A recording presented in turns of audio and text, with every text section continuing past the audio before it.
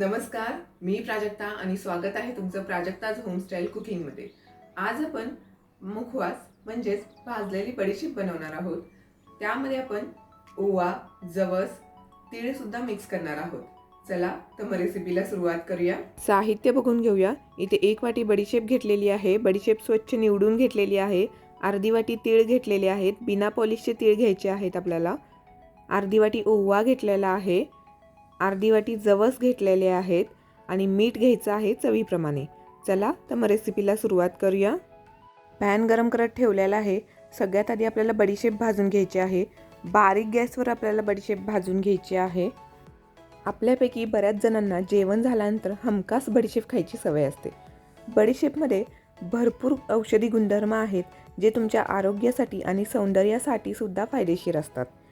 आता तुम्हाला प्रश्न पडला असेल की बडीशेप खाणे सौंदर्यासाठी कसे फायदेशीर आहे? तर बडीशेप खाल्ल्यामुळे आपलं ब्लड प्युरिफाय होतं आणि त्याचाच परिणाम आपल्या स्किनवर होतो। आपल्या स्किनवर जे काही प्रॉब्लेम असतात ते दूर होतात आणि स्किनला नॅचरल ग्लो येण्यास मदत होते। बडीशेप भाजून झालेली आहे। हिला मी एका प्लेटमध्ये काढून घेते।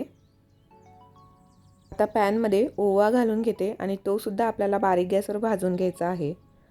ओव्याचे सुद्धा बरेच औषधी गुणधर्म आहेत। ओवा फक्त जेवणाची चवच वाढवत नाही तर आपल्याला आरोग्याच्या दृष्टीने सुद्धा खूप फायदेशीर असतो।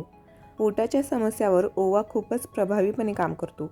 पोट दुखणे, गॅस होणे, अपचन होणे यावर ओवा खूप फायदेशीर आहे। लहान मुलांचंही पोट दुखत असेल तर आपण ओव्याचं पाणी लहान मुलांना पाजतो।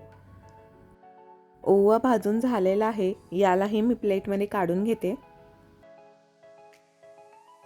पॅनमध्ये आता तीळ घालून घ्यायचे आहेत आणि तीळही आपल्याला बारीक गॅसवर भाजून घ्यायचे आहेत। तिळामध्ये कॅल्शियम, मॅग्नेशियम, फॉस्फरस सारखे घटक आहेत ज्यामुळे हाडे मजबूत राहण्यासाठी मदत होते। रोज जर तुम्ही दिवसातून 1 चमचा तीळ खाल्ले तर तुमचे दात मजबूत होतात आणि तिळामध्ये फायबर आणि अँटीऑक्सिडंट खूप जास्त प्रमाणात असल्यामुळे रोगप्रतिकारक शक्तीही वाढते। चला तर मग तीळही आपले भाजून झालेले आहेत। यालाही आपण प्लेटमध्ये काढून घेऊया। पॅनमध्ये आता जवस घालून घ्यायचे आहेत आणि जवसही आपल्याला बारीक गॅसवर भाजून घ्यायचे आहेत। जवस म्हणजेच इंग्लिशमध्ये त्याला फ्लॅक्सीड्स म्हटलं जातं। जवसामध्ये omega 3 fatty acids, fibres, proteins, vitamins, minerals, amino acids खूप जास्त प्रमाणात असतात जे आपल्या शरीरासाठी खूप फायदेशीर आहेत। रोज आपण 1 चमचा जवस खाल्ले तर त्यातून आपल्याला फायबर्स मिळतात आणि फायबर्समुळे रक्तातील साखर कमी होण्यास मदत होते। कोलेस्ट्रॉल कंट्रोलमध्ये राहण्यासाठी मदत होते। ब्लड प्रेशरसुद्धा कंट्रोलमध्ये राहतं यामुळे। असे बरेच फायदे आहेत जे जवस खाल्ल्यामुळे होतात। चला तर जवसही आपले भाजून झालेले आहेत। यालाही मी प्लेटमध्ये काढून घेते। सगळे पदार्थ व्यवस्थित भाजून घेतलेले आहेत। आता मिठामध्ये आपल्याला थोडंसं पाणी घालून घ्यायचं आहे 2 ते 3 चमचे आणि हे आपल्याला व्यवस्थित मिक्स करून घ्यायचं आहे। मीठ पूर्णपणे विरघळून घ्यायचं आहे। तुम्हाला जर बडीशेप बाहेर दिसते तशी दिसायला हवी असेल तर मिठाच्या पाण्यामध्ये पाव चमचा हळदही मिक्स करून घ्यायची, पण मी नाही घेत। मी असंच फक्त मीठ वापरत आहे। मीठ पूर्णपणे विरघळून झालेलं आहे। आता एका बाउलमध्ये भाजलेली बडीशेप, ओवा, जवस आणि तीळ हे सगळं घालून घेऊया। यामध्ये आता जे मिठाचं पाणी करून घेतलेलं आहे ते घालून घेऊया। मिक्स करून घ्यायचं आहे हे सगळं व्यवस्थित मिक्स करून झालेलं आहे। आता हे आपण पुन्हा एकदा बारीक गॅसवर भाजून घेणार आहोत। पॅन गरम करत ठेवलेला आहे त्यामध्ये आपण हे सगळं साहित्य पुन्हा घालून घेणार आहोत। हे सगळं आता आपल्याला बारीक गॅसवर भाजून घ्यायचं आहे।